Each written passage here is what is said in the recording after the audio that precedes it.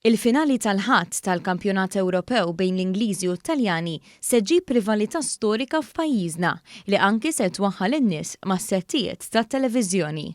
Din ir-rivalità storika bdiet permezz tal-kwistjoni tal-lingwa bejn l-Ingliż u t-Taljan wara nofs is-seklu 19. F'dan iż-żmien Malta kienet f'idejn l-Ingliżi u dwar dan tkellimna mal-istoriku COLEIRO. Bdiet fuq il-kwistjoni tal-lingwa, kellek il-Gvern Kolonjali Ingliż mal-Maltin li kien jaqbillhom li l-Ingliżi joqogħdu hawn riedu iġibu ambjent Ingliż fil-Mediterran għax kien l-unika post fil-Mediterran fejn l-Ingliżi kellhom bażi tajba. Min-naħa l-oħra mbagħad kellek dawk li kienu jemmnu li Malta hija Latina, allura għandha tkun marbut iktar ma' Sqallija u l-Italja, għalha kien hemm din ir-rivalità. Din il-kwistjoni bdiet kif f'rapport dwar l-edukazzjoni ħareġ li għandu jidħol it-tagħlim tal-Ingliż fl-iskejjel. Dan ir-rapport tal-Kummissjoni Rjali tal-1878, primarjament immexxija minn Patrick Keenan, wasal għat-twelid tal-partiti politiċi f'pajjiżna. Malta kienet maqsuma dawk favur l-Ingliż u dawk favur it-Taljan. L-ewwel partit kien pro-Taljan, immexxi minn Fortunato Mizzi.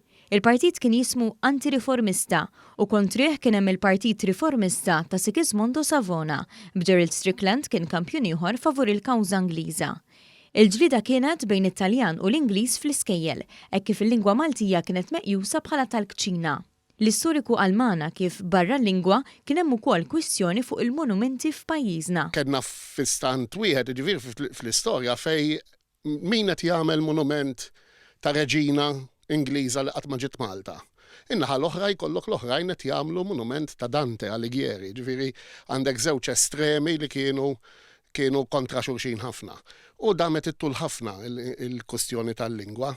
Din il-kwistjoni ġiet fit-tmiema hekk kif it-Taljani attakkaw lil Malta bil-bombi mill-ajru waqt it-tieni gwerra dinjija.